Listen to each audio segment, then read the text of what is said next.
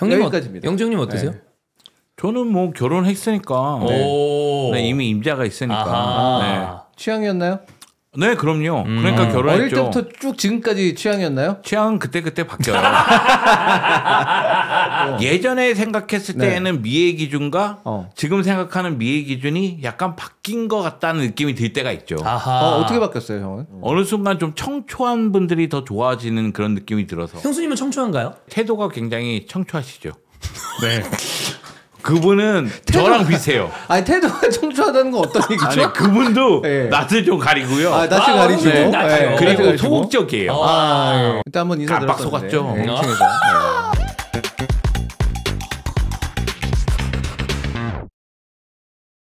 네. 2025년 6월 24일 월요일입니다. 힘볼 SL 스타트 하겠습니다. 안녕하세요, 박정입니다.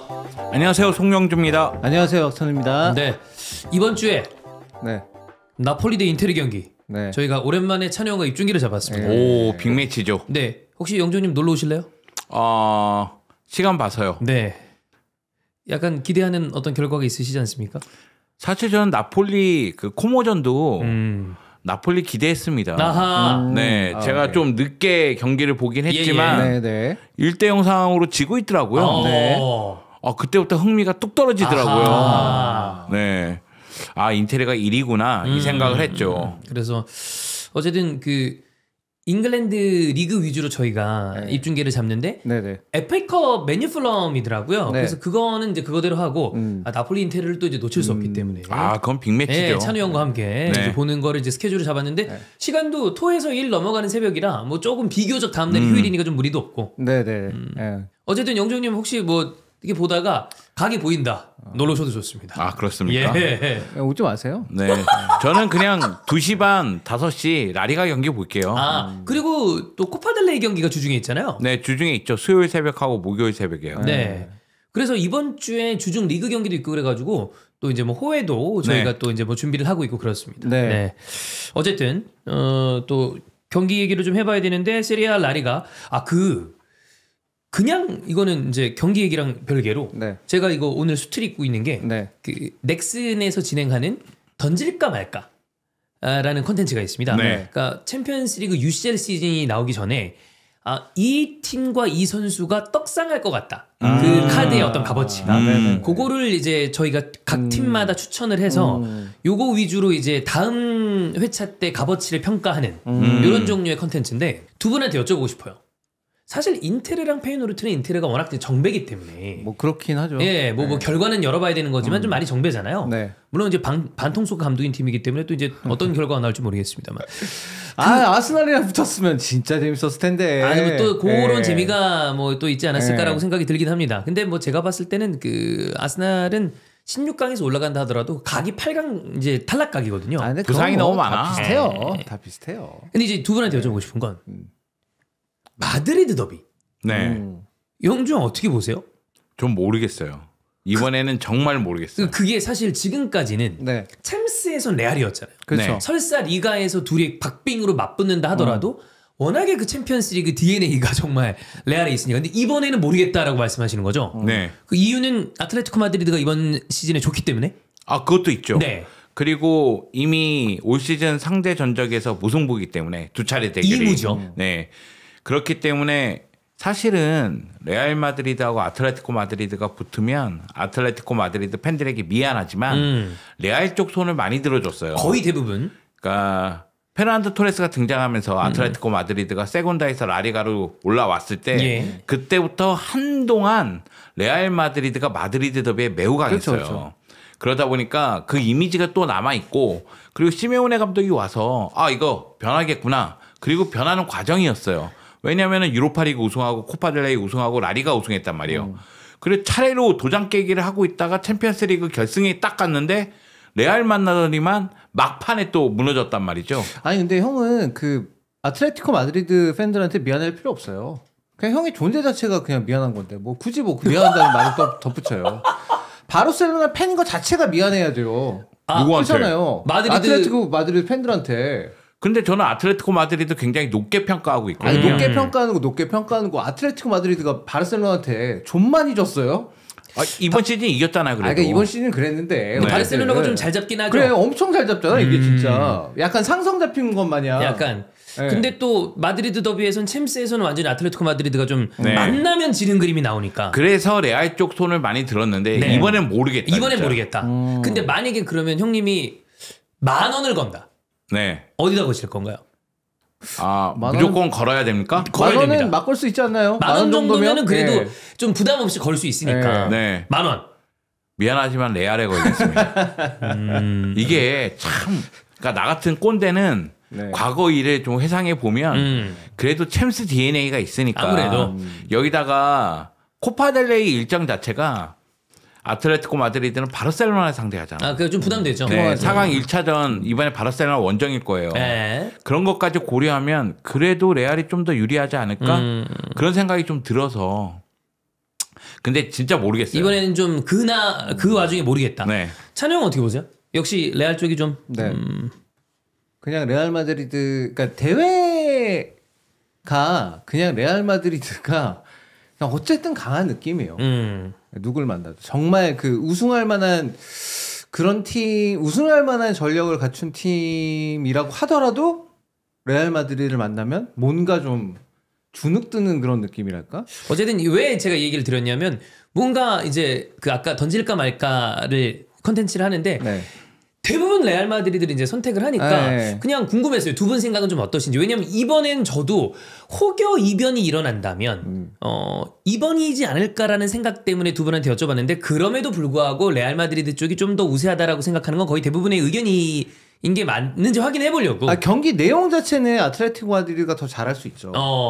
근데 결과는? 결과를 레알 마드리드가 가져갈 것 같아요. 근데 만약의 경우 지금 10,000원이 있다면 어디에 걸 거냐? 그러면은 그래 10,000원 정도면 그래 챔스 DNA 그 디펜딩 챔피언 레알 걸지 이런 생각이 드는데 만약에 뭐 100만 원을 건다면 어디에 걸 거냐? 100만 원은 걸 수가 없습니다. 그러니까 만약의 경우 그러니까 10만 원 해요. 그럼 법적으로 10만 원이야. 10만 원이라고 치면 내가 10만 원이 나한테 엄청 큰 돈이라고 생각을 한다면 고민을 엄청 많이 할 것 같아요. 저는 레알 마드리드가 경기 일정 그게 쉽지 않다고 생각해요. 그러니까 레알 마드리드는 타 팀보다 경기 일정이 많아요. 그죠? 빡빡하죠, 되게. 빡빡해요. 거기다가 이번에 그 16강 플레이오프도 치렀단 말이에요. 그것도 맨시티를 상대로 경기를 했단 말이에요. 그런데 아틀레티코 마드리드 같은 경우에는 사실 스쿼드의 두께를 봤을 때는 저는 레알이나 바르셀로나보다 더 좋다고 생각해요. 공격수들의 컨디션 나쁘지 않아요. 훌리안 알바레스, 그리즈만, 셀로트, 앙헬 코레아 나쁘지 않거든요. 이번 라운드에 훌리안 알바레스, 앙헬 코레아 골 넣었습니다. 그리고 셀로트 교체 출전해서 골 많이 넣어주고 있고요. 그리즈만 제 역할을 하고 있단 말이에요. 그러면 결국은 시메오네 감독이 경기 일정이 이렇게 살인적일 때 코파델레이 소화하고 라리가 소화하고 챔피언스리그 소화하는 이런 살인적일 때 훨씬 더 쓸 수 있는 카드가 더 많지 않을까? 그런 생각이 또 들 수밖에 없으니까 만약에 금액이 올라간다면 더 많은 시간을 고민했을 것 같아요. 그래서 결론이 바뀔 수도 있다는 생각이 좀 들어요. 그 정도로 이번에는 좀 박빙일 가능성이 있다라고 이제 판단을 하시는 거죠? 저는 반대예요. 돈을 10,000원 걸 거면 차라리 아틀레티코 마드리드 거는 게 낫죠. 그럼 10,000원에는 역배 한번 걸어보고 10,000원짜리 차라리 역배를 걸고 돈이 커지면 그 정배로 가야죠. 어쩌면 약간 이제 영종이 그 승부사의 심장을 갖고 있는 거 아닙니까? 100만 원이라면 야수의 심장으로. 그렇습니다. 없습니다. 자, 간단하게 이제 뭐 챔피언스리그 얘기를 해봤던 이유는 뭐 제가 컨텐츠를 찍어 온 것도 있지만 이제 다음 주죠. 다음 주, 다다음 주가 챔스 16강인데 재밌는 대진도 꽤 많이 나왔고 뭐 또 바이언 레버쿠젠도 그렇고 그렇죠. PSG 리버풀도 그렇고 그것도 굉장히 저는 그거는 왠지 파리 생제르맹이 또 일을 낼 수도 있지 않을까라고 생각이 들지만 그 역시 사실 리버풀이 좀 더 정배 느낌이기 때문에 사실 이제 파리 생제르맹 정도 되는 팀은 사실 그렇게 해도 이상하진 않죠. 전혀 이상하진 않죠. 그게 이상하진 않죠. 재밌을 만한 경기가 많지 않나. 아니 이게 대회가 1위를 했는데 어떻게 파리 생제르맹 그렇게 쳐져가지고 저는 그래서 그런 부분에 대해서 재미와 이런 걸 떠나서 이전 라운드에서 높은 성적을 가진 팀이 어드밴티지를 갖는 게 공정함이라고 전제한다면 이 제도는 폐지돼야 된다. 그런 거 아니겠습니까? 이게 왜냐면 순위 매기는 방식 자체가 그러니까 엄밀히 말하면 이게 모든 팀들에게 공평하다라고 보긴 좀 어렵죠. 왜냐면 붙는 팀들이 다르니까 그러니까. 난이도도 달라질 수밖에 없고 뭐 나름대로 뭐 시드를 그러니까 포트를 다 나눠놨다고는 하지만 그 시즌을 어떻게 할지 모르는 거죠. 그치? 사실 그 전 시즌을 토대로 해서 포트를 정해놓은 거니까 그래서 이 제도에 대해서 아까 몇몇 팀들은 좀 불만을 가질 것도 같아요. 특히 리버풀. 네. 네. 근데 오히려 이제 2위를 한 바르셀로나는 이제 개꿀. 네, 바르셀로나 벤피카 만나죠. 벤피카. 예. 근데 벤피카를 만나는 게 중요한 게 아니라 전체적인 대진 다리가. 운이 좀 좋다는 좋죠. 거죠. 맞아. 그래서 제가 이제 그 영주 형이랑 전화 통화를 하면서 그 대진 추첨 후토크를 할 때 각이 나왔다. 16강에서 리버풀 대 파리 생제르맹 이명철 탈락. 그다음에 8강 아스날이 이긴다고 가정했을 때 아틀레티코 마드리드 내지는 레알 마드리드잖아요. 그렇죠. 무조건 탈락. 8강에서 저 탈락. 그다음에 4강에서 두 팀이 맞붙을 가능성이 있습니다. 4강까지 간다면. 그러면 두 중에 아무나 떨어져도 돼요. 그러면 어쨌든 두 분 중에 한 분이 4강에서 떨어집니다. 결승은 가니까. 결승을 가서 레알 마드리드에게 탈락. 야, 그러면 정확하게 얘기해. 4강에서 영주형 탈락. 결승에서 찬우형 탈락. 저는 개인적으로는 엘 클라시코에서 영주 형의 이 패배 쓴자를 마시는 것도 괜찮다. 그건 진짜 빅그림이죠. 왜냐하면 이번 시즌에 크게 2번이나 이겨가지고 그렇죠. 기고만장이 있잖아요. 근데 지금. 중요한 순간에 결승에서 다시 레알 마드리드. 이거는 그러니까 다 갚아주는 거죠. 레알 마드리드 입장에서 모든 걸 다 갚아주고. 영정은 이제 그 충격 2배. 이런 거. 이래서 스포츠가 냉혹한 겁니다. 마지막에 웃는 자가 무조건 그게 진짜 승자예요. 진짜. 그 전에 뭐 이렇다 하더라도 중요한 순간에 딱 한 번. 지금 이 순간 웃는 자가 승자예요. 맞아요. 그렇습니다. 약간 그래서 그거잖아. 딱 하면은 1승 99패 하면 너 개 못하잖아. 그래. 시전할 수 너 있잖아요. 존나 못하잖아. 이거 되는 거 아니에요. 네. 자, 어쨌든 챔스는 이제 다음 주고 이번 주 중에는 또 호회까지 있다는 점을 다시 체크를 드리고 먼저 세리아 쪽으로 가겠습니다. 아까 우리가 초반에 말씀드렸던 것처럼 나폴리랑 인테르의 이 우승 경쟁이 치열하게 펼쳐지는 가운데 나폴리는 코모에게 덜미를 잡혔고 인테르는 제노아를 잡았습니다.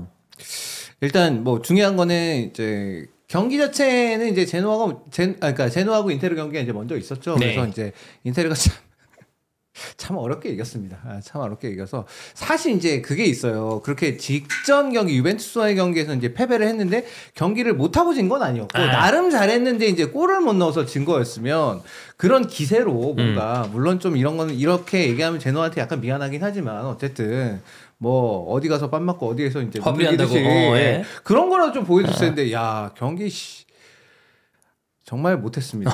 정말 못해서 정말 답답함과 짜증이 막 몰려오려는 찰나에 진짜 어찌 어거지로 한 골 넣어가지고 이겼어요. 그래서 아휴 그래 잠시나마 1위다. 그냥 잠시나마 1위의 순간을 만끽해야겠다라고 했는데 야 꼬모가 2를 냈어요. 그러게요. 근데 이제 중요한 게 꼬모가 사실 초반에는 굉장히 어려웠던 거 맞아요. 근데 이 파브레가스 감독 아래에서의 팀이 점차 이제 구색을 갖추기 시작하니 지금은 꽤 괜찮습니다. 혹시 선수들이 모여서 침을 뱉는다거나 그러진 않나요? 네. 너 두 번째야? 반페르시 다음이 파브레가스야? 저는 좀 그런데 보니까 파브레가스는 그 런던 현지 팬들은 되게 또 좋아하더라고요.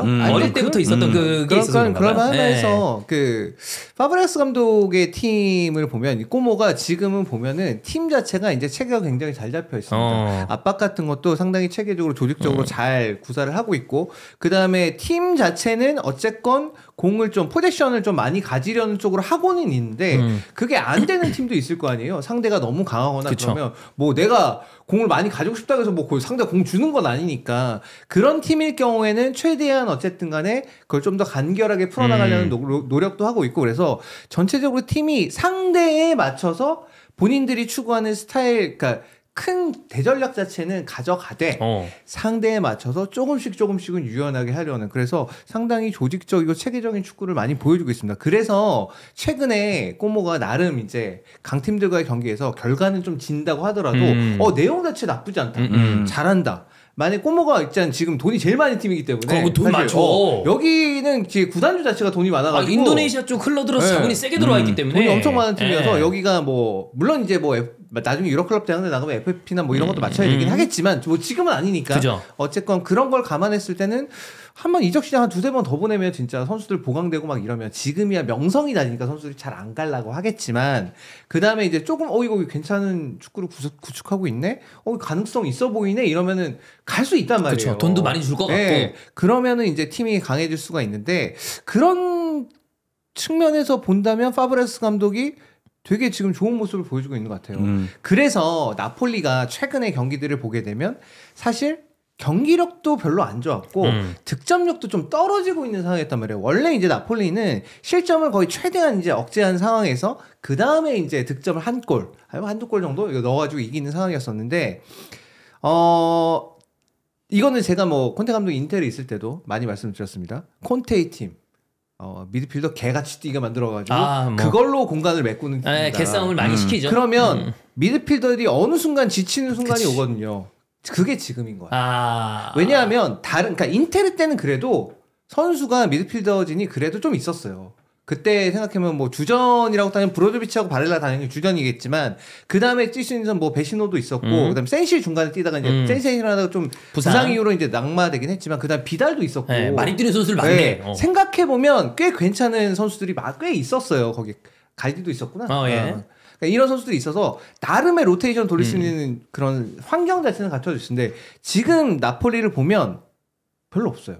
안기사, 로보트카, 맥토미니 말고는 믿을 만한 선수가 없어. 일단 숫자 자체가 조금 모자란 감이 있네요. 빌링 선수, 필립 빌링 데려가지고 빌링이 이제 이 경기에서 선발로 나왔거든요. 근데 빌링을 선발로 내세운 이유는 안기사 휴식 주기 위해서예요. 그러니까 빌링이 못했다는 얘기는 아니에요. 근데 생각해보면 나머지 미드필더들이 계속적으로 체력적으로 높은 수준을 유지하기가 좀 힘들어. 물론 그러니까 지금 나폴리 같은 경우에는 사실 뭐 다른 유럽 클럽 대항전을 나가는 팀이 아님에도 불구하고 어쨌든 미드필더들이 좀 많이 뛸 수밖에 없는 그런 시스템이다 보니까 여기서 조금 힘들어하는 것 같아요. 그래서 안기사도 전반기에는 폼이 굉장히 좋았고 아주 솔리드한 미드필더였다면 최근 경기들은 약간 왔다 갔다 하는 느낌? 그러다 보니까 그게 전체적으로 이제 미드필더들이 조금 어려움이 있고 그리고 일단 크바라는 팔았고 그랬는데 네레스 선수가 또 부상당했습니다. 그래서 지금 어쩔 수 없이 원래 그 3톱을 세우는 팀이었다가 지금 어쩔 수 없이 그냥 2톱을 내세울 수밖에 없는 팀이 됐어요. 그러니까 그것도 중간 시스템이 바뀌어야 돼서 그러면 2톱을 내세우면 콘테는 무조건 백스리 쓰거든요. 그러니까 백스리 다시 물론 이제 본조로노 선수 돌아오고 그리고 이제 그래도 본조로 왔으니까 백스리 쓰고 그다음에 어차피 윙어들 충분치 않으니까 라스파도리하고 그냥 루카쿠로 간다. 이렇게 해서 지금 임시로 쓰고 있는데 어떻게 보면은 시즌 도중에 포메이션이 바뀐 거잖아요. 중간에 어쩔 수 없이 혼용한다고는 하지만 그래도 계속 지금까지 백포 형태로 계속 쭉 왔었는데 이게 이제 바뀌고 나니까 선수들이 여기에서도 약간 어려움이 있는 것 같고 요런 악재들이 좀 겹쳐져서 붙다 보니까 패배가 나왔는데 근데 사실 이 패배도 그 라흐마니의 어처구니 없죠. 그래. 정말 그거 아니었어요. 질 정도는 아니었어요. 무승부로 끝냈어요. 질 정도는 아니었는데 그게 진짜 와 그런 자책골은 진짜 오래간만에 보네요, 진짜. 뭐 이거 경기랑 별개로 그 세스크 파브레가스 저도 이제 오랫동안 봤고 또 영주 형도 이제 바르셀로나 출신이고 바르셀로나에서 뛰었으니까 보셨겠지만 잘 풀리면 워낙에 사실 뭐 제가 별로 좋지 않은 감정을 갖고 있는 거랑 별개로 머리가 좋은 선수잖아요. 그렇죠. 그 뛰는 모습이나 이런 걸 봤을 때 제로톱에서도 보여준 모습이 있고 감독으로 좀 잘 풀릴 것 같다고 예상을 하십니까, 영주 형은? 저는 잘 된다라는 전제 뭐 이렇게 봐야 되겠지만 잘하는 것 같아요. 꼬모에서도 지금 좀 괜찮다. 이 순간에도 그러니까 세스크 파브레가스가 물론 돈이 있는 거와 선수 영입하는 건 별개잖아요. 근데 스페인 무대에서 젊은 재능들을 데리고 오면서 곳곳에 배치하는 것도 나름대로 효과가 있고요. 그리고 나폴리전 봤을 때 물론 실점하는 장면에서 수비 쪽에 실수가 나오면서 실점하긴 했지만 제가 봤을 때는 나폴리를 충분히 괴롭히고 그리고 디아오 선수의 결승골까지 나왔으니까 그런 모습 봤을 때는 지금 팀을 나름대로 잘 만들어가는구나 그런 생각이 들더라고요. 여기다 영리한 감독이니까 그죠. 아마 생각 많이 할 것 같습니다. 근데 세스크가 머리가 좋잖아요. 세스크보다 머리가 더 좋은 선수는 차비였죠. 차비는 왜 그랬을까요? 제가 사실 제가 이 빌드업을 보려고 이 방송에서 오르테가 얘기한 적이 있어요. 네. 한 번, 두 번 제치면 되는데 세 번 제치면서 그냥 빼앗긴다. 네. 차비가 그런 식이에요. 생각을 이렇게 하고 이렇게만 하면 되는데 한 번 더 하는 경우가 있어요. 그럼 제자리 아닌가요? 네, 문제는 뭐냐면 그것을 선수들이 받아들이기 어려울 수가 있어요. 그러면 차비 감독이 생각하는 A라는 거에 대해서 선수들이 수행 능력이 떨어질 수가 있다는 거죠.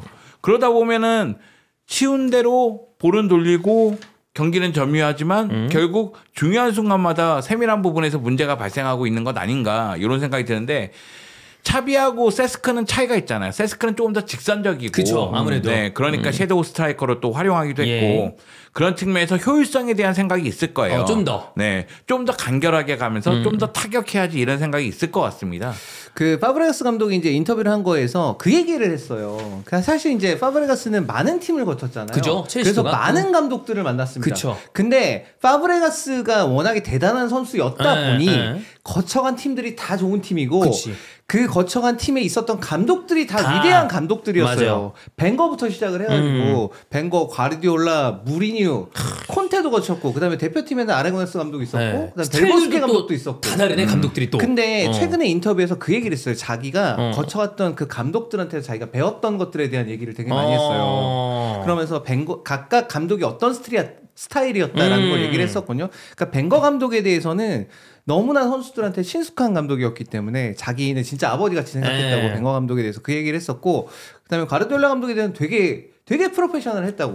벵거 감독이랑 과르디올라 감독은 이제 훈련하는 거나 뭐 이런 걸 추구하는 스타일은 비슷하지만 벵거 감독 훨씬 선수들한테 친숙하게 대해줬대요. 뭐 아버지 같다는 얘기를 선수들이 많이 하잖아요. 근데 이제 과르디올라 감독 그건 아니었대. 그런 느낌은 아니야. 그냥 딱 자기 할 말만 하고 이게 말았고 무리뉴는 자기를 다른 방식으로 근데 무리뉴 매일 연락했대 자기한테.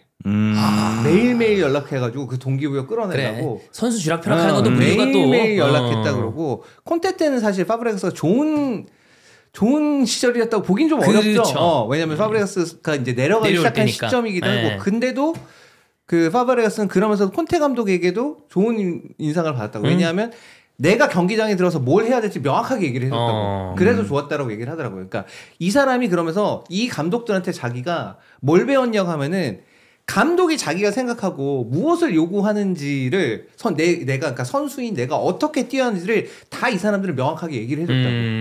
그러니까 감독의 아이디어를 선수들이 구현하는 건 선수들이니까 그거에 대해서 명확하게 어떻게 뛰어야지 그게 된다라는 사실을 다 알려주는 감독들이었다고 얘기를 하더라고요. 그러니까 그게 저도 이제 뭐 좀 여러 감독들 보면서 그리고 팀들 보면서 느끼는 거지만 결국 감독이라는 게 그게 제일 중요한 것 같아요. 내 머릿속에 뭐 아무리 뭐 휘황찬란한 5만 가지 뭐 아이디어가 있으면 뭐합니까? 그거 어차피 뛰는 건 선수들인데 그죠. 내가 뛸 수 있는 것도 아니고 이걸 결국 선수들이 그걸 구현해내도록 만드는 건데 그 방법론을 다 갖고 있는 거예요, 이 감독들이. 그 파브레가스는 특히 운이 좋게도 그런 감독들만 거쳐간 거죠. 그런 감독들만. 그거에서 우승을 할 수 있는 감독들. 요거 들어보니까 뭐 길게 봐야 되겠지만 진짜 그 본인 인터뷰대로 진짜 좋은 감독들 많이 만났네요. 그리고 나이대도 비교적 다양하니까 다양한 방식을 본인이 듣고 배웠을 텐데 뭐 그건 있어요. 뭐 그때 했었던 게 영 좀 그 아스날 팬들 입장에서 좀 꼴불견이긴 했는데 저도 파브레가스가 그때 되게 이제 감정이 안 좋았던 거는 진짜 되게 좋아했었거든요. 워낙에 아스날 팬들이 사랑했던 선수니까. 근데 감독하면 약간 이제 축구 도사라고 불렸던 피를로, 차비는 비교적 감독으로는 평가가 선수 때보다는 많이 떨어진. 피를로는 좀 많이 떨어졌고. 근데 알론소는 그거만큼 보여주는 느낌이라면 세스코도 추후에 꽤 능력 있는 감독이 될 만한 어떤 느낌이지 않나. 그런 게 좀 있더라고요. 근데 그 차이는 인정해야 돼요. 우승할 팀을 맞느냐 맞지 않느냐는 인정을 해야 돼요. 우리가 차비 감독이 라리가 우승 기록이 있음에도 불구하고 약간 내려왔다고 얘기하는 이유 중에 하나는 기대감이 그만큼 높았기 때문이라고 저는 생각을 해요.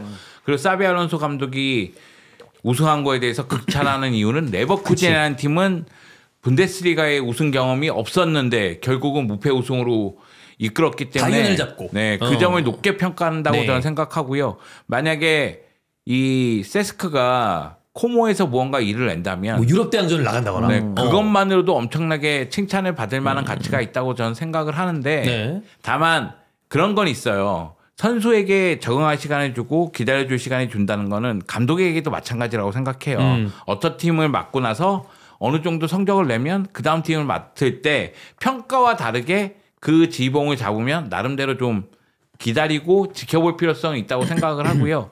그리고 조금 전에 찬우가 얘기한 부분 있잖아요. 감독이 선수에게 명확한 룰을 줬을 때 그 룰이 돌아갈 때 팀이 좋은 방향으로 가면 매우 좋은데 만약에 내가 이 명확한 룰을 줬는데 그대로 했지만 성적이 안 나오는 경우도 있어요. 있겠죠. 그런 경우에 대해서 선수뿐만 아니라 감독도 받아들일 준비가 돼 있어야 돼요.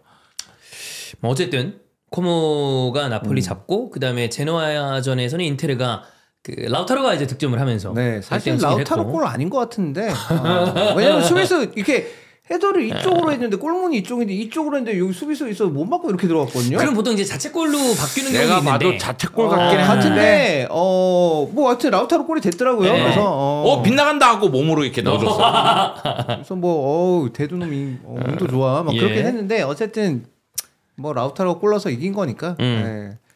라우타로 덕분이지. 네, 그 호코 걔는 또 부상당해가지고 진짜.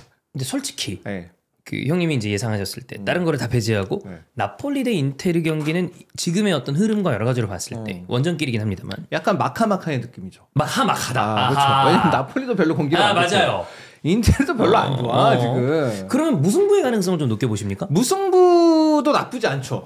인테르 입장에선. 근데 저는 그런 생각은 있어요. 만약에 진짜 우승을 하려면 그래도 강팀 상대를 한 번은 이겨야죠. 그치, 잡아야죠. 한 번은 이겨야 돼요. 그리고 아탈란타가 승점 차이가 별로 안 나요. 그래서 아탈란타 입장에서도 뭐 욕심 낸다면 욕심을 낼 수 있는 위치에 있어요. 아탈란타는 뭐 더군다나 이제 챔스 떨어져가지고 또 리그에 집중을 좀 많이 할 테니까. 아탈란타 지금 약간 오락가락하는 상황이고 그리고 이제 그 가스페리니 감독 또 한번 성격이 한번 나와서 루크만 이슈 그거 이제 뒤에 다루긴 하겠습니다만 진짜 이 사람도 빡세. 그리고 결과적으로는 그리고 가스페리니 감독이 이제 공식적으로 발표를 했기 때문에 나 이제 더 이상 아탈란타랑 재계약 안 할 거다. 이미 선언을 해서 이 이후에 좀 봐야 될 것 같아요. 어떤 식으로 방향이 갈지. 그렇습니다. 자, 어쨌든 아까 말씀드렸던 것처럼 주말에 나폴리 인테르 경기를 이제 찬우 형과 함께 하니까 이 경기에서 만약에 인테르가 나폴리 잡는다 하면 우승 8분 응선 이상. 근데 아직도 경기가 많이 남긴 했는데 7부? 그래도 조금 이제 어쨌든 그러면 승점이 4점 차이가 되는 거니까 그러면 한 경기로는 안 되잖아요. 그쵸. 두 경기를 나폴리가 잘 치르고 이제 인테르가 못 치러 이제 뒤집어지니까 조금 이제 숨통이 트이죠. 약간의 여유. 그 정도 되면 한 55 정도. 55. 그래도 좀 있어야 된다. 그것도 그렇고 사실 리그 우승을 다투는 팀이 직접적인 라이벌과 홈 경기를 치르는데 패배한다는 건 그거는 타격이 좀 크죠. 있죠. 그렇습니다. 자, 레알 마드리드 대 지로나 경기. 레알 마드리드가 2대0 승리를 했고요. 85년생 저랑 친구죠. 모드리치가 어마어마한 이 중거리 슈팅으로 득점을 했고 이 사람은 그 축구를 잘했던 거랑 별개로 저는 요즘 들어서 뭐 저보다 연배가 위이신 두 형님들 앞에서 이런 얘기를 하는 게 좀 웃기지만 애슐리 형도 그렇고 그 직군에서 오랫동안 롱런하는 사람이 한 살 한 살 먹을수록 되게 존경스럽다는 생각이 많이 들어요. 그래서 이 정도 레벨에서 계속 뛰는 게 보통 일이 아닌데 모드리치는 거기 정점에 있는 선수잖아요. 어떻게 이렇게 할까? 그러면서 어쨌든 레알 마드리드는 또 이제 승리를 했습니다. 보고 있으면 되게 놀라운 경기예요. 레알 마드리드의 마무리가 안 되는 경기였거든요. 하늘 위로 슈팅이 저 멀리 막 날아다니는데 정신 없었던 경기이긴 한데 모드리치가 그 상황에서 결정을 해줬습니다. 사실 지로나의 수비가 매우 좋았어요. 4-4-2 형태에서 수비 라인이 숫자가 늘어나면서 간격을 좁히는 모습이 있었고 그러다 보니까 레알 마드리드 선수들이 고생을 좀 많이 하는 그런 상황이었는데 모드리치가 이런 경기에서 올 시즌 결정을 잘 지어줘요. 그러니까 발렌시아 경기에서도 그런 모습이 있었고 레가네스인가 코파델레이에서도 이런 모습이 있었는데 뭐 그때는 연계해서 들어가면서 마무리 짓는 모습이었다면 이번에는 환상적인 중거리 슈팅 진짜 보고 있으면 헉소리가 나옵니다. 그죠. 이게 바운드 돼서 떨어지는 볼을 슈팅으로 때려서 슈팅 곡선 자체가 약간 이제 드롭성 약간 그래서 뚝 떨어지네. 그래서 정말 아름다운 골을 넣었고요. 사실 이 경기 주중에 코파델레이 경기가 없었다면 세바요스가 나왔을 가능성이 더 크다는 느낌은 들어요. 세바요스의 몸 상태와 별개로 역시 이제 관리를 한다는 측면이 또 있다 보니까 모드리치가 나왔는데 모드리치는 나올 때마다 잘합니다. 39살이에요. 생일 지나기 전까지 이제 만 39인데 1년 더 할 수도 있을 이 정도면 할 수 있을 것 같아요. 이게 진짜 대단하긴 해. 야, 그때 인텔 왔었어야 되는데. 그 모드리치의 죽음 문제만 해결이 된다면 제가 생각할 때는 1년 더 보유하고 있는 게 좋지 않을까. 왜냐면 토니 크로스가 떠나간 다음에 은퇴한 다음에는 토니 크로스 빈자리가 나타난다고 그 얘기했잖아요. 세바요스가 부상한 이유도 경기 관리 측면에서 세바요스가 잘해주기 때문에 세바요스가 요즘에 선발로 뛰거든요. 네. 물론 모드리치를 선발로 쓰면 되죠. 근데 모드리치 같은 경우에는 나이가 있으니까 관리를 또 해줘야 된단 말이에요. 그런데 교체 출전하거나 가끔씩 선발로 나왔을 때 이 정도로 해주면 이거는 1년 재계약해야 되지 않을까. 저도 이 정도면 해도 될 법하지 않나. 근데 저는 별로 반대예요. 왜냐하면 일단 이 모드리치라는 선수는 당연히 레알 마드리드에게 너무 고마운 선수고 레전드죠. 팬들에게도 많이 사랑을 받는 선수긴 하겠지만 제 생각에는 결국에는 다음 시즌에도 이 선수가 받는 연봉이나 이런 걸 생각했을 때는 과연 그건 맞아요. 네. 왜냐면 그래서 제가 주국과 별개로 왔을 때라는 얘기를 한 거예요. 그런 생각이기 때문에 차라리 입참에 아예 다 그냥 그러니까 차라리 뭐 이미 사실 어린 선수들은 많이 개편이 되어 있는 상황이지만 이참에 조금 더 여유분의 연봉을 새로운 선수를 영입할 때를 대비해서 스페이스를 좀 만들어 놓자. 여유를 만들어 놓는 게 낫지 않을까? 물론 너무 고마운 선수지만 그러니까 이 선수가 해줬던 활약이 물론 중요한 경기나 큰 경기가 되면 아쉬울 수도 있겠으나 그것마저도 결국 레알 마드리드라는 팀이라면 모드리치가 있건 없건 극복을 해내야 되는 거니까 그런 걸 생각하면 조국과 별개로 봤을 때 저는 계속 가야 된다는 이야기를 드리는 이유는 모드리치 하면 우리가 아웃프런트킥 생각하잖아요. 레알 마드리드, 비니시우스, 호드리고 어느 순간부터 아웃프런트킥 엄청 잘합니다. 제가 느끼는 건 뭐냐면 물론 그 선수들이 스스로 훈련을 통해서 발전을 했겠지만 모드리치가 훈련장에서 느끼는 그 감정이라든가 영향력은 크다는 게 느껴지거든요. 이런 종류의 멘토가 팀에 있는 거는 사실 대단히 이 선수 보니까 레알에서 13년 뛰면서 챔스를 6번 들었더라고. 이게 말이 되는 커리어인가요? 그러니까 레알 마드리드가 세대 교체를 단행하고 있고 그 어떤 팀보다도 세대 교체를 굉장히 잘하는 팀은 맞아요. 맞아요. 그럼에도 불구하고 베테랑이 떠나면 그 빈자리가 또 느껴져요. 토니 크로스 보니까 그게 느껴지거든요. 그런데 일단 레알 마드리드 입장에서는 수비 쪽 보강을 먼저 생각할 거예요. 센터백 필요하고 풀백. 네. 풀백이 필요하니까 그쪽 생각하고 있고 미드필더 라인을 보강한다고 치면 모드리치 떠내면 또 보강할 수도 있으니까 아마 젊은 선수를 데리고 오고자 노력을 할 텐데 그래도 이 주급이 어느 정도인지 모르겠지만 모드리치랑 한 시즌 정도는 더 가도 모드리치가 거기서 은퇴하면 더 좋지 않을까. 만약에 재계약이 안 된다 그러면 그 자리에서 은퇴할까요? 아니면 1년을 더 뛰고 은퇴할까요? 더 뛰어도 될 것 같은데. 은퇴할 것 같은데. 은퇴하려나? 네. 만약에 간다고 하면 뭐 자그레브로 가서 1년을 더 뛰려나? 그럴 수도 있겠죠. 그냥 뭐 친정으로 가서 그러면 기왕이면 마지막 1년은 아스날에서 은퇴하는 것도 괜찮지 않나? 왜요? 그냥요. 네, 북런던 좋잖아요. 제2의 캠벨을 만든 건가요? 그것도 괜찮죠. 네. 자 어쨌든 뭐 라리가도 워낙에 그 우승 경쟁이 각축전입니다. 시원하죠. 정말 어떻게 될지 모르는 상황이에요. 근데 지금 일단 1위로 올라가가지고 약간 아니요. 제가 모드리치 생각하면서 웃었어요. 운동선수는 좀 억울할 것 같아요. 왜냐하면 모든 일이 나이가 들고 경험이 쌓이면 시야가 넓어지는 경우가 많아요. 그죠. 경험이라는 게 쌓이니까. 그러니까 연기자들도 뭐 나이가 들고 나서 연기에 눈을 떴다는 얘기하는 경우도 있고 뭐 벽지를 붙이시는 분들도 나이가 들어서 요령이 생기고 더 꼼꼼하게 붙이는 경우도 있고 그런 경우가 있는데 운동선수는 나이가 들면 체력이 떨어져. 그렇지.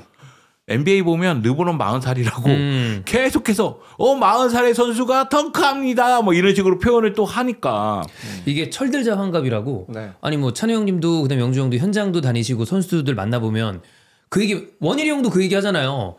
은퇴하고 나니까 축구 눈 떴다고. 근데 그런 일들이 생기는 것 같아. 네, 이제 눈에 좀 보이는데 그때는 이제 체력이 떨어지기 시작하는 순간이니까. 그러니까 모드리치 보면은 축구에 눈을 떴고 보자마자 그냥 축구도사 같은 느낌이 딱 드는데 문제는 이 선수의 시간이 부족하다는 게 이제 다가오고 있다는 게. 물론 뭐 이 선수는 사실 젊었을 때부터 눈 뜬 케이스긴 했지만. 네네. 아니 뭐 옛날부터 잘해서 그래. 저는 그리고 발롱도르도 받았는데 뭐. 약간 그 간혹 가다가 참 좀 아쉽다 하던 선수들이 30대 초중반 가면서 갑자기 좀 이게 기량이 약간 또 올라오는 케이스들.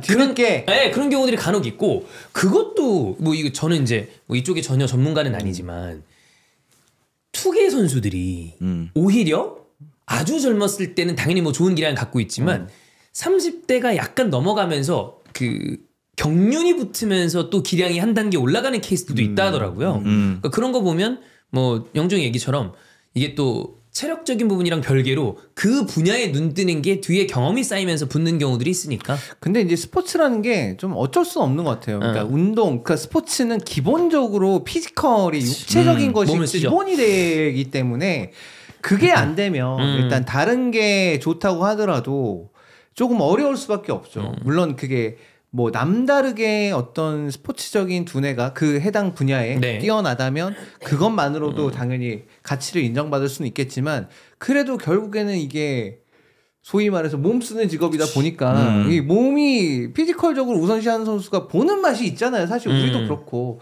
이게 지능적인 플레이, 그러니까 우리가 맨날 말해서 뭐 축구 IQ, 뭐 농구 같은 거는 뭐 BQ, 뭐 센스, 뭐 이런 거 많이 얘기하는데 사람들이 봤을 때 딱 직관적으로 보이는 거는 결국 육체적인 매력. 그게 엄청 크잖아요. 형님이 미시를 좀 좋아하시는 건가요? 뭐가요? 육체적인 것보다 어떤 농익은 어떤? 전 둘 다죠. 둘 다죠. 네. 그렇군요. 둘 다죠. 그러니까 저는 이제 그런 거죠. 이제 저는 이제 그 육체적인 가치를 이제 어디에 두느냐. 그러니까 좀 다를 수 있는 거죠. 그러면 어디에 둡니까? 어떤 부위에 둡니까? 아니요, 저는. 그럼. 저는 이제 그런 거죠. 눈빛? 저는 이제 그러니까 어린 걸 그렇게 선호하지 않는 거죠. 그런 거죠.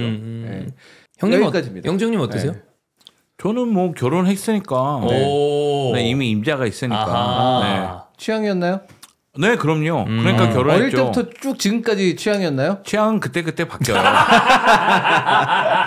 결혼할 때 취향이 지금 와이프입니다. 네, 그게 아직도 안 바뀌었어요? 결혼을 했으니까요. 다른 취향 될 것 같으면 야 정신 차려 이러는 거죠. 네. 그렇습니다. 그런 유혹은 있었네요, 그러면? 그 육체적인 유혹이 있는 게 아니라 제 스스로 생각할 때. 그러니까 본인이 생각이 바뀔 만한 유혹이 있었냐고요. 아니 그냥 TV 봤는데 와 예쁘다 이렇게 느껴지는 분들이 있잖아요. 그건 당연한 거 성적인 아닙니까? 게 아니라 그냥 외모적으로. 그건 당연한 거죠. 예전에 생각했을 때에는 미의 기준과 지금 생각하는 미의 기준이 약간 바뀐 것 같다는 느낌이 들 때가 있죠. 어떻게 바뀌었어요, 형은? 예전 같은 경우에는 조금 더 그 뭐라고 할까요? 섹시미가 있는 분들이 좋았다면 어느 순간 좀 청초한 분들이 더 좋아지는 그런 느낌이 들어서 섹시미라는 것도 이제 여러 가지가 있을 수 있잖아요. 주로 어떤 부분이었죠? 왜 이렇게 부위를 따지세요? 어떤 부분이었죠? 부위를 얘기하는 거 아닙니다. 이게 부위라고 하니까 갑자기 고기가 생각이 나네요. 그러니까 그런 게 있어. 솔직히 말해서 육체적으로 그러니까 몸매가 좋은 가슴이 굉장히 크고 엉덩이 크고 이런 것도 당연히 섹시하다고 볼 수 있겠지만 사실 그게 아니라 사람 자체가 섹시한 사람들이 있어요. 그 분위기가 그거는 몸매가 좋고 말고 그게 아니야. 그건 실제로 여자가 아니라 남자들도 보면 맞아, 진짜. 이 사람이 막 근육질이 아닌데 이 사람 되게 묘하게 좀 야한 느낌이 나는 남자들이 있어. 그쵸. 근데 그런 거는 이성들이 봤을 때 섹시하다는 느낌을 줄 수 있는 거 아니야. 그렇죠. 그것도 있고 또 태도도 그런 분들이 있어. 있어. 조금 더 외향적이고 적극적이고 아니면 뭐 되게 움직임이 여유로워 보이는 게 그런 면에서 이런 걸 느낄 수도 있고. 그 어느 쪽이었죠? 저는 좀 적극적인 분들이 섹시하게 느껴지는 경우가 많았어요. 제가 은근히 낯을 가리기 때문에. 근데 적극적으로 얘기하시는 분들이라든가 이런 분들은 굉장히 섹시한 분이구나 이렇게 생각한 적이 예전에는 굉장히 많았죠. 하지만 지금은 좀 청초한. 지금은 청초한 분도 좋아하다가 또 바뀔 수도 있고 그런 거죠. 뭐. 주말에 뜬금없이 택배가 왔습니다. 뭔가 봤더니 결혼식 영상 USB가 이제야 도착했더라고요. 왜 이렇게 늦게 왔대? 그렇게 늦게 온대요. 그래서 그걸 보자. 그래서 봤는데 영종이랑 근데 형수님이 같이 왔잖아요. 여기까지 하겠습니다. 이제 형수님과 이제 참 어울려 보이는데 또 형은 또 청초한 분을 형수님이 좀 이제 신장이 크죠. 형수님은 청초한가요? 170, 171인데 태도가 굉장히 청초하시죠. 그분은 저랑 비슷해요. 태도가 청초하다는 건 어떤 얘기죠? 그분도 낯을 좀 가리고요. 낯을 가리시고. 그리고 소극적이에요. 그리고 그분은 낯선 분들이 있으면 목소리가 올라가지 않습니다. 안녕하세요. 뭐 이런 식이에요. 그때 한번 인사 깜빡 드렸었는데. 속았죠. 네, 그렇습니다. 네. 자, 뭐 어쨌든 레알 마드리드 지로나 얘기하면서 모드리치 얘기를 해봤는데 모드리치 뭐 1년 더 뛰어도 되고 은퇴해도 되고 사실 이미 위대한 업적을 다 이룬 선수니까. 그렇죠. 그렇습니다. 이 선수 은퇴하면 좀 아쉬울 것 같아요. 아쉽죠. 난 토니 크로스도 좀 아쉽긴 했어. 그 아저씨는 좀 일찍 은퇴하는 바람에 좀 아쉬운 게 있었고. 네, 약간 토니 크로스가 약간 그런 느낌이죠. 나 게임 할 만큼 했다. 이제 뭐. 나 박수 칠 때 그냥 갈란다. 여유 있게 지내야지. 난 근데 그런 삶이 되게 부러워요. 멋있죠. 빠른 은퇴. 왜냐면 이거 아무나 할 수 없는 선택입니다. 쉽지 않아요. 빠른 은퇴를 하려면 내가 Fire. 일단 내가 원하는 만큼의 어떤 명예도 얻어놔야 되고 부도 있어야 되고 부도 얻어놔야 되고 그런 다음에 이제 선택할 수 있는 게 빠른 은퇴인데 부럽습니다. 난 언제나 은퇴하려나. 그러니까 뭔가 그러면 예를 들면 기준점을 만들었는데 그거를 충족하는 시기가 생각보다 이렇게 예를 들면 왔다. 그러면 형은 일 다 아웃 하실 생각이신가요? 네. 싹. 저는 왜냐하면 저는 놀고 먹는 걸 굉장히 좋아해요. 네. 저는 아무것도 안 하고 빈둥빈둥거리는 걸 세상에서 제일 좋아합니다. 빈둥빈둥거리고 있다가 게임해야지 게임하고 또 배고프다 밥 먹어야지 밥 먹고 졸리다 자야지. 저는 이렇게 사는 게 너무 좋다. 너무 행복합니다. 그래서 지난번에 그 설날 때 그때 좀 오래 쉬었잖아요, 저. 예. 네. 너무 행복했어요. 너무 좋았다. 진짜. 나가지 않아도 된다. 안 나가고 계속 뭐 배달 음식 시켜가지고 술 먹고 자고 게임하고 그리고 뭐 넷플릭스 같은 거 한 번씩 보고 그리고 또 자고 밤낮이 어떻게 가는지도 몰라. 그냥 그러고 있는 거예요, 계속. 너무 행복한 거예요, 진짜. 옛날 조선시대 때 찬우 형이 태어났으면 그 정말 한량이잖아요. 네. 그러다 이제 가끔 저기 뭐 주막에도 가고. 그러니까 그게 너무 행복했는데 어쨌든 저는 이제 만약에 그러한 여건들이 나에게 주어진다. 그럴 수 있다, 내가 이제. 그러면 진짜 그러고 싶어요. 영종은 어떻습니까? 이게 왜 제가 이 질문을 드렸냐면 그런 경우들 있잖아요. 나는 이 정도면 충분해 라고 생각하는 순간에도 그래도 일 하나는 하는 게 좋지 않아 라고 생각하시는 분들도 있고 맞아요. 아예 이렇게 찬우 형처럼 아웃하시려는 분들도 있는데 영종은 어떤가 해서? 저도 놀고 싶죠. 저는 사실 뭐 지방이라든가 해외로 나가서 좀 유유자적하게 1, 2년 정도 그냥 놀고 싶어요. 근데 지금 상황이 그러지 못하니까 그러니까 어쨌든 간에 그게 이제 형수랑 동반은 아니죠? 동반이 되겠죠. 네. 그러니까 일하잖아요. 열심히. 지금 저기 왜 나를 흘겨보는 거죠, 근데? 나중을 원래 위해서. 혼자 나가고 싶었죠? 솔직히 말해보세요. 근데 해외는 혼자 나가기는 어렵고요. 네, 지방 같은 경우에는 혼자 다녀도 되지 않을까. 강아지는 누가 돌보나. 그래, 평식이가 또 있어야 되니까. 네. 그렇습니다. 여하튼 제가 느끼기에는 놀고 먹는 게 가장 좋긴 해요. 그래, 최고지 뭐. 못해서 안 하는 거지 뭐. 자, 경기 얘기는 요 정도 하고 나머지 이슈들을 다뤄볼 텐데 아까 찬우 형이 얘기했었던 이 가스페리니 감독 이 이슈는 루크먼의 PK 관련된 이슈입니다. 이거는 뭐 저희가 형철이랑 호회 때 간단하게 얘기하긴 했었는데 요 얘기를 조금 더 다뤄보도록 하겠습니다. 어쨌든 아탈란타는 클럽 브루게한테 떨어졌습니다. 요 순간에 이슈가 생겼는데 요거를 이제 찬우 형은 좀 어떻게 보시는지 영정도 그렇고 요 얘기 좀 해보죠. 그러니까 결국 이제 브리에와의 경기에서 아탈란타가 홈임에도 불구하고 패배하면서 떨어졌단 말이에요. 그러니까 그 여파가 좀 세긴 셌어요. 근데 최근에 그 즈음 해가지고 아탈란타가 경기력이 좀 일정치 못하고 조금 이제 오락가락하는 그런 순간들은 있었습니다. 근데 아탈란타도 생각해보면 여기도 축이 돼야 돼. 이제 좀 젊은 선수들이 부상으로 좀 빠져있는 상황인데 스칼비니 선수 다시 부상당했고 스카마카 또다시 부상당했고 이러면서 좀 어려움이 좀 있었고 그리고 이제 특히나 CDK 같은 선수들은 전반기에 CDK는 너무나도 훌륭한 선수였었는데 CDK 같은 선수들도 뭐 의욕이 떨어졌는지 지쳤는지 어쨌든 최근에는 좀 조용하고 잠잠한 모습들이 많이 있었어요. 그러니까 그러다 보니까 전반적으로 이제 아탈란타가 원하는 스타일로 진짜 빡세게 압박하고 그다음에 빡세게 축구하는 그런 것들이 좀 나오지 못한 점이 좀 있었고 그게 이제 브리아의 경기에서는 물론 운도 안 따랐죠. 골대를 2번씩이나 맞추고 막 이랬으니까 운도 진짜 안 따랐는데 그걸 감안하더라도 어쨌든 그 페널티킥 그걸 하나 넣어서 따라갔으면 그러면 이제 달라질 수도 있었잖아요. 그러니까 그래도 끝까지 막 몰아붙이면서 야 이거 뭐 언제 뭐 어떻게 될지 모르니까 그래도 뭐 몰아붙여 이런 분위기를 만들어 갈 수도 있었는데 그게 안 돼서 이제 가스페리니 감독이 굉장히 화가 냈었던 거고 사실 우리 모두 다 알고 있습니다. 가스페리니 감독하고 루크먼과의 관계가 완전히 좋지는 않을 거라는 건 이미 이 시즌 시작하기 전부터 이적시켜달라고 얘기하는 그 순간부터 둘이 뭔가 있었고 일단 그거를 이제 루크먼이 사과를 하면서 이제 봉합이 되는 듯 보였으나 이 중요한 순간에 이렇게 되면서 실밥이 터졌어요. 네, 너무 근데 가스페리니 감독 너무 좀 세게 말해가지고 네. 여기에서 그러니까 지금 루크먼이 PK를 결국에 차게 된 거는 아마 네가 차 했으니까 내려왔겠죠. 그런 뉘앙스로도 얘기를 한 것도 있었고 누가 더 잘못했다고 보십니까? 저는 일단 루크먼이 PK를 실축했잖아요. 뭐 챔스는 떨어졌고 결과는 나왔는데 감독 입장에서는 인터뷰할 때 너무 다이렉트하게 너무 강하게 얘기하면 안 되는 거였어요. 이건 너무 좀 과격하다. 네, 저는 개인적으로 그렇게 생각을 합니다. 네. 물론 루크먼이 성공시켰으면 좋았겠죠. 그렇죠. 근데 뭐 가스페리니 감독 입장에서는 너무나 강력하게 얘기했기 때문에 그 인터뷰는 좀 과하다. 네, 과했어요. 찬영은 어떻게 보세요? 근데 이제 가스페리니 감독은 원래 그랬으니까. 근데 그것도 있는 것 같아요. 원래 이 사람 성격도 있겠지만 사실 지금의 아탈란타는 가스페리니가 다 만들어놨다고 해도 과언이 아닌 팀이니까 더 이렇게 세게 발언할 수 있지 않나. 딴 감독들은 이렇게까지 얘기하는 건 좀 쉽지 않을 것 같긴 한데. 가스페리니 감독도 다른 팀이었다면 이렇게 못했겠죠. 아탈란타 내가 다 만든 팀. 그치. 내가 유일하게 우승을 안겨준 팀. 그러니까 말할 수 있죠.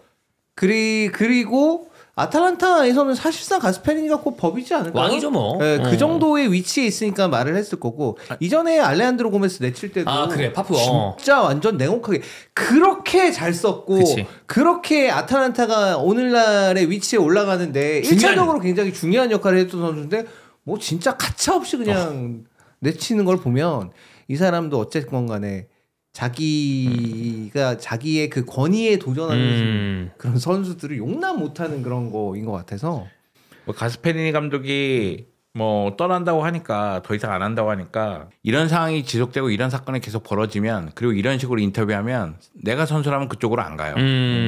네, 선수 이적 문제에 있어서 내가 담당하고 있는 선수라면 내가 에이전트라면 연결 안 시킵니다. 저는 약간 뭐 다르지만 비슷한 생각인 게 다른 데를 갔어요. 다른 데를 가서 몰라요. 가스페리니 감독이 어느 정도 레벨의 팀을 맡게 될지 모르겠지만 만약에 뭐 중하위권 정도 팀을 딱 맡은 다음에 아탈란타처럼 본인이 다 메이드를 내서 빡 올려놓은 팀이 아닌데 물론 그러면 이 정도까지 인터뷰를 하진 않았겠지만 다른 팀에서도 이런 인터뷰를 한다 그러면 만약에 이런다 그러면 사실 이제 불화의 씨앗이 되기 마련이니 저는 진짜 이 사람도 진짜 세긴 보통 센 사람이 아니구나. 지금 가스페리니 감독의 인터뷰 자체가 나는 원래 그런 사람이야. 이 팀은 내가 만들었어. 이게 깔려 있잖아요. 아무래도. 근데 그거를 우리가 이해하면서 얘기하는 거잖아요. 네. 근데 만약의 경우 이 감독이 다른 팀에 갔어. 그럼 이 팀을 만든 건 아니잖아요. 아직까지. 근데 나는 이런 사람이야. 니네가 다 인정해줘야 돼. 이거 자체는 어떻게 보면 내가 이렇게 얘기하면 받아줘. 이거거든요. 그죠. 이건 무례한 행동입니다. 이건 좀 무례하다. 자 그러면 두 분이 감독이다. 네. 루크만이 이런 식으로 해가지고 아주 안 좋은 결과가 나왔어요. 네. 뭐라고 얘기하실 건가요? 아니 루크만한테 저는 이렇게 얘기는 안 하겠죠. 따로 개인적으로 좀 부르나요? 부르죠. 야 새끼야. 너 왜 찾냐 이거? 너 내가 연습할 때 몇 번 보더니 꼬라지 알아봤어. 하지 말라 그랬지. 하지 말라 그랬지. 왜 이거를 나가봐. 어쨌든 개인적으로. 영중도 비슷하죠. 비슷하게. 야 오늘 시간 있냐? 놀이터로 나와라. 네. 이렇게 시작하겠죠. 그러니까 공개적으로 하는 거는 이제 너무 좀 무리한 감이 좀 있으니까. 근데 그건 것 같아요. 그러니까 가스페리니 감독도 얘가 이번 시즌이 끝나면 나갈 거라는 걸 이미 딱 정해놓고 한 것 같아요.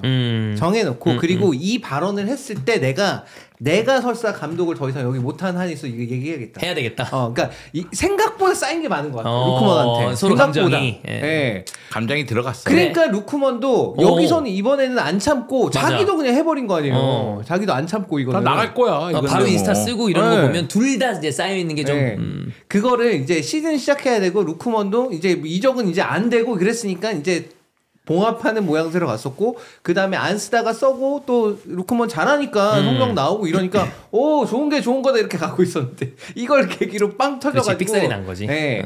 네, 그렇게 다시 터진 거죠. 곧 누군가의 자서전이 나올 것 같습니다. 네. 뒷얘기는 이런 거다. 이런 거 이제 또 쓸 수 있으니까. 나올 수도 있죠. 가스페리니가 어디 가면 또 잘할까요? 다른 나라에 가는 거는 쉽지 않아 보이는데. 이탈리아 내로 움직이려나? 뭐 지금 파리 생제르맹 링크도 뭐 아주 뭐 였지만 좀 있고 그렇던데.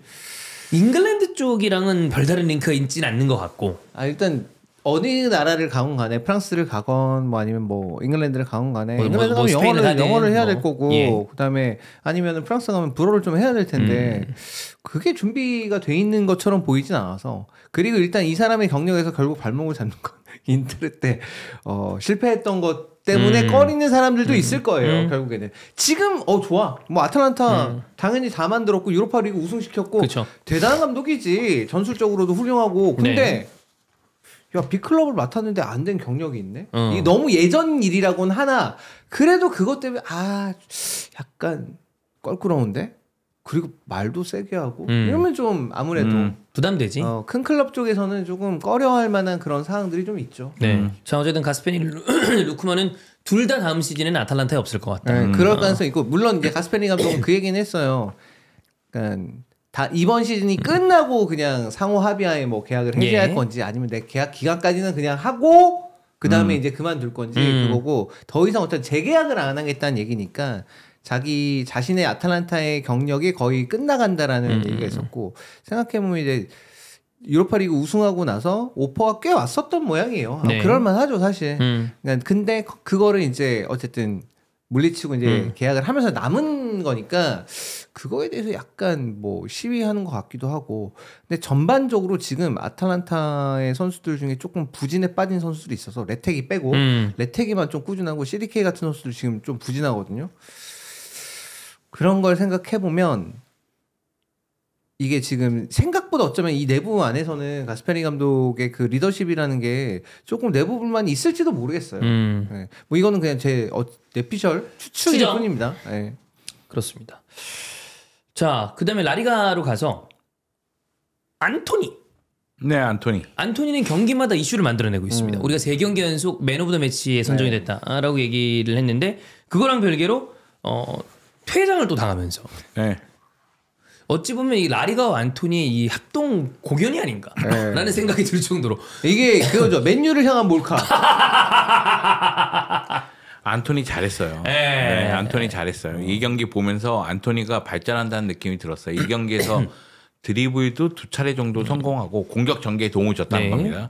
그리고 볼 경합 같은 경우에도 10번 이상 있어요. 그 얘기는 적극성을 띄웠다는 얘기예요.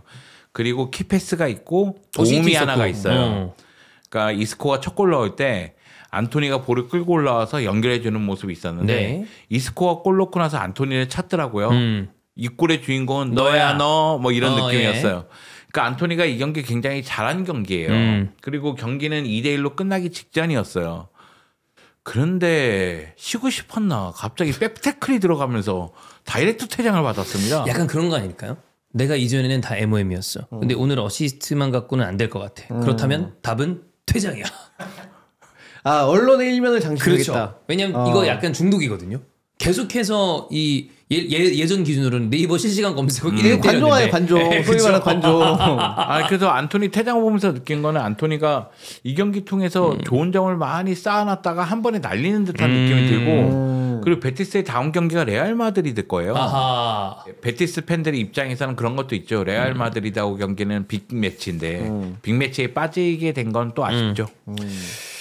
자, 이거랑 마지막으로 할 얘기는 이미 뭐 결과가 다 나와 있는 챔피언스리그 16강으로 봤을 때 지난 시즌으로 거슬러 올라가면 그리고 지지난 시즌까지 가본다 하더라도 이탈리아 클럽들이 유럽 대항전의 성적이 제법 괜찮았습니다. 네. 그래서 5팀 나가고 막 그랬었던 뭐 그게 있는데 올해가 좀 많이 말아먹었죠. 그렇죠. 올해 망했죠. 네. 그게 찬우 형이 봤을 때 어떤 특별한 이유가 있는가 아니면 그냥 뭐 흐름상 한번 뭐 별다른 이유라기보다 뭐 운때가 좀 안 맞은 거다라고 보시나요? 그런 거에 가깝죠. 운때가 안 맞은 거죠. 아주 뾰족한 이유가 있진 않죠. 이게 밀란이 그게 떨어질 거라고 그거 누가 예상했어? 그 테오 퇴장 아니었으면 그거 안 떨어지는 경기예요. 그거는. 그건 테오라는 선수 한 명이 그냥 말아먹은 거고 그거는 감독 문제도 아니고 보통 이제 캐리는 좋은 쪽으로 캐리를 해야 되는데 그 안 좋은 쪽으로 캐리를 한 거죠. 테오가. 지금 생각해도 그 두 번의 카드 받는 장면은 이해가 안 가. 이것도 이게 안토니가 백태클로 퇴장당한 거보다 사실 이게 더 이해가 안 가요. 왜냐하면 두 번 다 안 받아도 되는 카드거든요. 아니 그거 왜 첫 번째 카드 받을 때 잡아 끌어가지고 아니 잡아 끌어도 여길 잡아서 이렇게 해서 내팽개치는 애가 어딨어. 그게 하프라인에서. 두 번째는 박스 안쪽 시뮬레이션 했죠. 그거 너무 눈에 보이는 그런 시뮬레이션을 해가지고 그런 식으로 카드 2장을 받아서 퇴장당하는 건 도저히 이해가 안 가는 플레이여서 그래서 그것 때문에 이제 밀란은 탈락한 거고. 아탈란타도 사실 클럽 브루에가 아무래도 좀 그 중에선 떨어지는 팀이니까 올라갈 거라고 생각을 했는데도 안 됐고. 근데 이제 밀란하고 아탈란타 두 팀이 진짜 진짜 아쉬운 건 뭐냐면 이 두 팀은 마지막 경기에서 이기면 그 8위 안에 들어가는 거였거든요. 두 팀은 그게 안 된 거예요. 안 된 거고. 유베도 마지막 연장까지 갔다가 결국엔 또 떨어졌고. PSV한테. 네, 인터한테 떨어졌는데 유벤투스는 어쨌건 간에 뭐 인테를 이긴 거는 뭐 좋은 결과니까 뭐 그렇다 치더라도 계속해서 어쨌든 간에 모타 감독의 지도력에 대해서 계속해서 의구심이 가고 있고 그다음에 선수를 기용하는 폭도 왠지 너무 좁아 보이고 그 선수 기용을 했을 때의 어떤 효과나 시너지 같은 것도 이게 고려가 된 게 맞나? 라는 의구심이 계속 든 상황에서 이게 챔피언스리그 탈락한 게 결정타였고. 근데 세리아 클럽들은 뭐 프롭에서 탈락한 거 보면 운이 없었고 아쉬움이 남아요. 물론 제가 무시하는 건 아니지만 벨기에와 네덜란드 클럽들에게 패배한 거잖아요. 결국은. 예. 그런 측면에서 봤을 때 대진은 나왔을 때는 세리아 클럽에게 더 유리하다는 평가가 더 많았으니까. 다 정배죠. 다 정배였어요. 근데 이제 떨어진 거니까. 네. 근데 이거는 일시적인 현상이지 리그 전체 어떤 경쟁력이 많이 떨어졌다거나 그런 걸로 보기에는 좀 오바다. 만약에 이게 다음 시즌에도 반복된다. 그러면 약간 그러면 이제 좀 생각해봐야죠. 생각을 해봐야 되는데 뭐 작년만 해도 물론 8강에 한 팀도 못 올라가긴 했지만 그래도 16강에 이제 3팀 나갔고 그런 거 생각해보면 뭐 그렇게까지 뭐 문제는 아닐 것 같아요. 문제가 아닐 것 같고 그리고 일단 뭐 저 개인적으로는 인테르는 어쨌든 16강에 나갔지 않습니까? 그죠? 세리에 클럽도 다 떨어졌잖아요. 상관없다. 중계권료 다 받습니다. 오. 인테르가 몰아서 받아 이제. 아하. 그럼 돈이 많아지나요? 아니 이제 재정의 어떤 그 긍정적인 영향. 긍정적인 영향을 미치겠죠. 여름에 어쩌면 한 1,000만 유로 정도 더 쓸 수도 있다. 긍정적이죠. 좀 소소하네요. 네. 그런 걸 만족해야죠. 나가는 애들이 좀 있어요. 뭐 호코도 나갈 거고. 저 호코 아르나 드디어 2명 치우니까 그것만으로도 어딥니까? 네. 자, 그러면 여러분 오늘 SL은 이 정도 마무리하고요. 말씀드렸던 주중에 있는 경기들이랑 호회 그리고 나폴리 인테르까지 또 두 형님들과 함께 하도록 하겠습니다. 자, 그럼 다음 히든볼 때 찾아뵙도록 하겠습니다. 여러분 고맙습니다. 감사합니다.